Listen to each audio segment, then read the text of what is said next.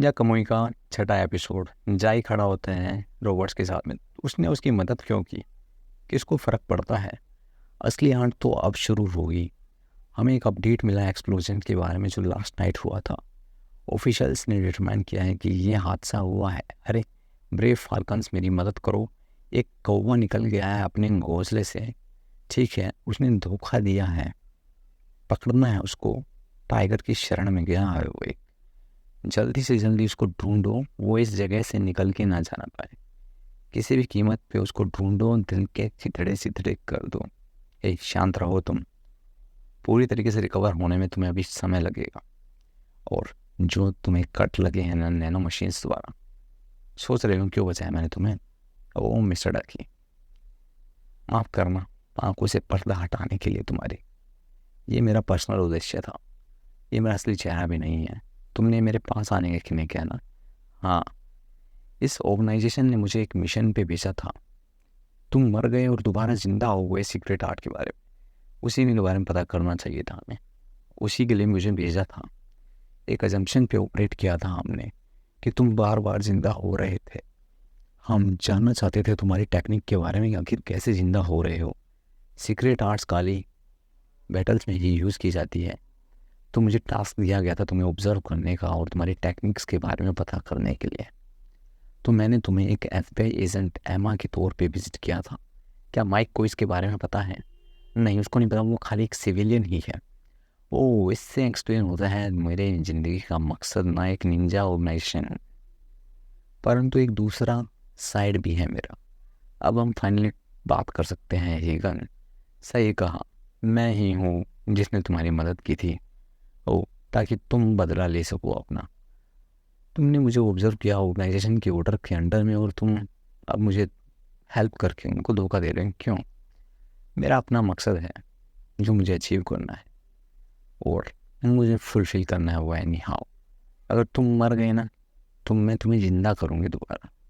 अगर तुम उन लेफ्टिनेंट से दोबारा लड़ते हो ना, तो तुम पक्का मारे जाओगे 100%। इस शूट्स जो इक्विप किए हैं ना उन्होंने, वो काफ़ी ज़्यादा शक्तिशाली है।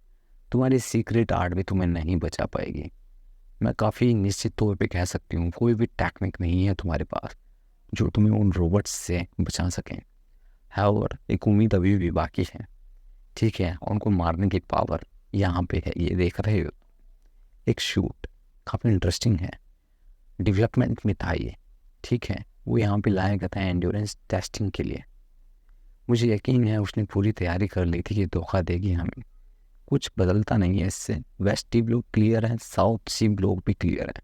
कुछ भी नहीं मिल रहा है हमें तो। गुशोकू गियर एक ultra high grade combat suit है। ठीक है, निंजा टेक्निक से बचने के लिए बनाया गया है। निंजास की 600 साल की हिस्ट्री को देखते हुए बनाया गया है ये। काफ़ी एज टेक्नोलॉजी यूज़ की गई है। काफ़ी शैतान का काम लगता है एकदम। और मैं भी उस डेवलपमेंट टीम का एक पार्ट थी। ठीक है, ये सबसे एडवांस सूट है यहाँ पे जो देख रहे हो तुम। बस एक बार ये फिनिश हो जाए और एक नई बॉडी मिल जाएगी तुमको। फिर क्या हुआ अगर ऑर्गेनाइजेशन हमें पहले ढूंढ ले? नोट थे block clear. Damn it Mike, come on dude. तुम तो मेरी मदद करने वाले थे ना, झूठे हो तुम बेवकूफ़ लोगों की तरह। उठ जाओ अब तुम, उठना चाहिए तुमको। तुम 10 दिनों से सो रहे हो। 10 दिन? हाँ, पूरे टाइम मैं यहाँ पे इंतज़ार कर रहा हूँ, कब उठोगे तुम? तुम्ही ने मेरी पट्टी करी है क्या? नहीं, मैंने नहीं करी। एक मेरा डॉक्टर दोस्त है, उसने करी है। उसने कोई सवाल जवाब नहीं किए और मैंने उसको पैसे भी दे दिए अपनी तरफ से। अपनी तरफ से क्या मतलब है तुम्हारा अपनी तरफ से? ओह, चुप रहो, ज़्यादा मुंह ना खोलो। काफ़ी अमीर है वो डॉक्टर। ठीक है, पहली बार यूज़ किया है इस साल में उसने, और सुरक्षित है, कोई चिंता वाली बात नहीं है। क्या टेंशन में आ जाते हो तुम? FBI बन के मत दिखाओ मुझको अब। ठीक है, तुम्हारे पीछे भी तो लगे हुए हैं ना सारे के सारे। मैं श्योर हूँ वो मेरे टाउन छोड़ने से पहले ही मेरे पीछे लगे थे, लेकिन मैं कुछ चीज़ों के लिए सावधान ज़रूर था। मुझे नहीं लगता मुझे वो ढूंढ पाएंगे जब उनको पता चलेगा चीज़ों के बारे में। अच्छी खबर ये है कि हम काले सच उजागर करने के काफ़ी करीब हैं। इससे साबित होता है ये। ओहो, आउटपुट अभी भी नहीं मिला। पावर रिएक्टर चाहिए हमें सूट के दिल को चढ़ाने के लिए, और वो हेडक्वार्टर्स पे ही अवेलेबल है। भूल जाओ इसको। अपनी कबर खोदने जैसा होगा वहाँ जाना। इसका मतलब हमारे पास खाली एक ही ऑप्शन है, एज कोल्ड एज फायर। क्या ये बैकवर्ड्स नहीं है? अरे जो लोग गुस्से के टाइम अपना कंपोजर खो देते हैं, दूसरी तरफ जो लोग अपनी इंटेंसिटी खो देते हैं ज़्यादा सावधान हो। आखिरकार फीलिंग्स पे अगर कंट्रोल नहीं है ना हमारा, और विल पावर पे भी कंट्रोल नहीं है, तो ज़िंदगी में कैसे कुछ क्या कर पाएंगे। तो प्रॉब्लम यही है, दिमाग को काबू में रखोगे ना अगर, तो इनविंसिबल बन जाओगे तुम। यही मेरी निंजा फिलोसफी है। तो मुझे ऐसे ही रहना, as cold as fire and as hot as ice. अपने दिमाग पे काबू करके अच्छी तरीके से काबू करना है। खाली एक ही एरिया बचा है अब। ऐसा लगता है कि वाटर डिस्पोजल प्लांट पे ही हमारी ध्यान गया है, क्योंकि सबसे ज़्यादा पावर का कंजप्शन वहीं पे हुआ है पिछले 2 हफ्ते में। वो इस आधार पे जो है, हमें पूरा यकीन है कि अंदर कोई ना कोई लार्ज इक्विपमेंट हो रहा है। देखते हैं, अच्छी फीलिंग आ रही है, मुझे जाना चाहिए वहाँ पे हमला करने के लिए। ऐसा लग रहा है कि आर्मर रिएक्टर पे काम करना पड़ेगा, थोड़ा और काम रह गया है। इसका नाम पता है क्या है? कामुई नाम है इसका। ये प्रोटोटाइप मॉडल स्क्रैच से बनाया गया है, पूरा न्यू डिज़ाइन किया गया है हाईएस्ट लेवल ऑफ कॉम्बैट से लड़ने के लिए। काफ़ी डिफरेंट तरीके से रिएक्ट करता है दूसरे शूट्स के मुकाबले। इसको पहन लेना ही काफ़ी नहीं होगा, इसको यूज़र के ब्रेन के साथ पहले लिंक करना पड़ता है, और उसके बाद जैसे जैसे उसकी मेंटल इमेज होगी ना, उस तरीके से वो काम करेगा। उसके जो दिमाग में विजुअल्स होंगे ना, उसी इंटेंट से वो काम करेगा। और रिएक्शन टाइम इसका बाकी शूट्स के मुकाबले ज़्यादा अच्छा है। और जितनी ज़्यादा इंटेंसिटी होगी ना, तुम्हारी विजुअलाइज करोगे, जितना ज़्यादा फास्ट और स्ट्रॉन्ग रहोगे ना, उतना ही ज़्यादा स्ट्रॉन्ग तरीके से रिएक्ट करता है। दूसरे शब्दों में अगर कहा जाए तो यूज़र के विल और एक्शंस के हिसाब से ये चलता है। तो ऑलराइट, तो वो जल्दी से जल्दी ठीक हो जाए।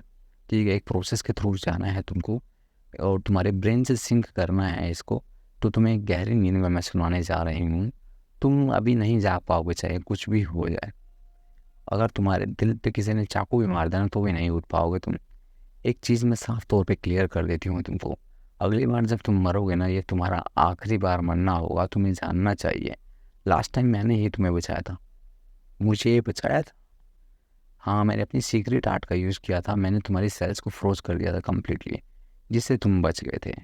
एक सस्पेंडेड एनिमेशन में चली गई थी तुम्हारी बॉडी। ओह, अगर एक बार किसी पे यूज़ कर लिया ना तुमने, तो पाथवेज बंद हो जाते हैं, दोबारा कभी यूज़ नहीं कर पाओगे इसको। ओह, तो वो तुम थे। लेकिन क्यों, तुमने मुझे क्यों बचाया? तुम मेरी बीवी और बच्चे को भी तो बचा सकते थे ना। मुझे घंटा फ़र्क नहीं पड़ता अगर मैं मर जाता, तुम उनको बचा लेती ना। क्यों नहीं बचाया तुमने? एम्मा रास्ता ढूंढती है कैसे रोबोट को चालू किया जाए, और देखते ही देखते ए चालाक लड़की, ऐसा लग रहा है डमी का शिकार हो गए हैं वो। अब मेरी बारी है। Oh hello dear, big bad wolf तुम्हें खाने के लिए आया है अभी। तुमने हमें कैसे ढूंढा? अरे इतना आसान नहीं था तुम्हें ढूंढना, क्या लगता भविष्यवाणी की थी मैंने क्या ढूंढने के लिए? मैंने पूरा शहर ढूंढ लाना बिना किसी किस्मत के। मैं जानता था कि तुम मरने वाले तो नहीं हो इतनी आसानी से। तो इसका एक ही मतलब था कि तुम लगातार कहीं ना कहीं भाग ही रही थी, और एक लीमो हो जिसने रोकर को छोड़ा हो, या फिर कोई स्ट्रोलर हो, पूरी की पूरी सिटी का जो ट्रैक है ना, ट्रैफिक कंट्रोल सर्वर पे है। तुम दोनों जब से मिस हुए थे ना, एक ही व्हीकल था जो लगातार चले जा रहा था। ठीक है, और वो इस ट्रक के अलावा और कुछ भी नहीं था। ठीक है, काफ़ी स्मार्ट मूव था तुम्हारा, तारीफ़ करनी पड़ेगी। किसी को भी क्वेश्चन नहीं होता, कोई शक नहीं होता कि एडवर्टाइजिंग ट्रक में घूम रहे थे तुम किसी खोए हुए कुत्ते की तरह। ओहो, सिंक्रो रेट 10% हुआ अभी तक। निंजा बॉय तुम्हारा नहीं है ये, इसे मेरे को सौंप दो। ये मेरा शिकार है, मैं इसको मार के रहूँगा। ओह, ये सपना मेरा था, कभी लड़ूंगा तुमसे। फाइनली वो मोमेंट आ गया। देखते हैं कैसा फील होता है लड़ाई करके। आ जाओ, 2 टुकड़ों में तोड़ डालूंगा तुमको। है माँ, हमारा अगला मूव होगा लिस्ट में सारे लोगों को ढूंढना। परंतु कैसे ट्रैक करेंगे उन सबको? तुम्हारी वजह से मैं अपने घर भी नहीं जा सकता हूँ अब। इसका मतलब क्या है? मैं उनके डेटाबेस में हैक भी नहीं कर सकता हूँ बिल्कुल भी। कंप्यूटर चाहिए क्या तुमको? ओह ठीक है, लेकिन मेरा एरिया ऑफ एक्सपर्टीज़ नहीं है ये। फिर भी अगर एम्मा होती ना, वो बेहतर जानती थी मेरे से। 1 मिनट रुको, एक कंप्यूटर है जिसके बारे में मैं जानता हूँ, वहीं चलते हैं। ओह, देखते देखते हमला। इतनी जल्दी हार मत मान लेना, थोड़ा हिम्मत करके लड़ाई करना मेरे से। ठीक है, तुम्हारे जैसा ट्रेस कैसे ही निंजा बनेगा? इतने घटिया मूव्स है तुम्हारे, काफ़ी पैथेटिक हो, डर्टी हो, इतनी घटिया हरकतें हैं तुम्हारी। और अपने पॉइंट को साबित करने के लिए तुम बिना किसी को बताए यहाँ पे आ गए हो। हाँ बिल्कुल सही कहा है तुमने। मुझे घंटा फ़र्क नहीं पड़ता है कि संगठन मेरे बारे में क्या सोचता है। सुनो, मैं बस लड़ना चाहता था। ठीक है, ये छोटे छोटे ट्रिक्स जो है ना, मुझे नहीं हटा पाएगी मेरे लक्ष्य से। ये लड़ाई आखिरी दम तक लड़नी है मैंने। ठीक है, हर इंच का यूज़ करना है मैंने तुम्हें मार डालने के लिए। इसलिए तो मैं निंजा बना था ना। वो एक निंजा की शक्ति क्या है तुम उसके ज़रा भी पास नहीं हो। हाँ, मुझे फील हो रहा है, देखते हैं कौन कैसे क्या करता है।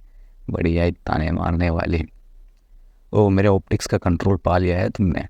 क्या सोच रही हो, हरा दोगी मेरे को? चलो देखते हैं कितना दम है तुम्हारे अंदर। तुमने कभी सीरियसली सोचा भी था कि मेरे से ज़्यादा बेहतर हो पाओगे? नहीं, अभी नहीं, थोड़ा और लड़ाई लड़नी पड़ेगी। क्या तुम्हें मेरी आवाज़ सुनाई दे रही है? मैं एक रिकॉर्डिंग चला रही हूँ जो मैंने बनाई थी। ठीक है, तुम सुन पाओगे इसको बेहोशी में भी। अगर तुम इसके बारे में सुन रहे हो ना, तो इसका मतलब है मैं ऑलरेडी मारी जा चुकी हूँ। तुमने पूछा था ना कि मैंने तुम्हारी जान क्यों बचाई। सच ये है कि तुम्हारी बीवी मारी ने मेरी ज़िंदगी बचाई थी एक बार। उसके बाद से मारी और मैं सीक्रेटली दोस्त थे। ठीक है, और जिस रात उनकी मौत हुई थी ना, मैंने अटैक के बारे में सुना था। जैसे ही मैंने सुना ना, मैं तुम्हारे घर गई तुम सबको बचाने के लिए। परंतु जैसे ही मैं वहाँ पे पहुँची, मैंने देखा कि बहुत लेट हो गया मारी और रैन को बचाने में। एक ही चॉइस थी कि मैं तुम्हें बचा डालूँ, बस कैसे करके। माफ़ करना, मैं तुम्हारी बीवी को नहीं बचा पाई बिल्कुल भी। माफ़ करना, मैं तुम्हारे बेटे को भी नहीं बचा पाई। क्या ही करती। एक ही कारण था मारी की, एक ही विश थी जो सच करनी थी। उसका एक ही सपना था कि ईगन हमेशा जिंदा रहे, वही पूरा करना था। जितना मैं कर सकती थी ना, उतना मैंने किया। क्या ही करूँ इसके अलावा मैं। मौत नज़दीक है काफ़ी। ये क्या, ये मेरी अपनी निजी फिलोसफी है कि आग की तरह ठंडे रहो, बर्फ़ की तरह गर्म हो।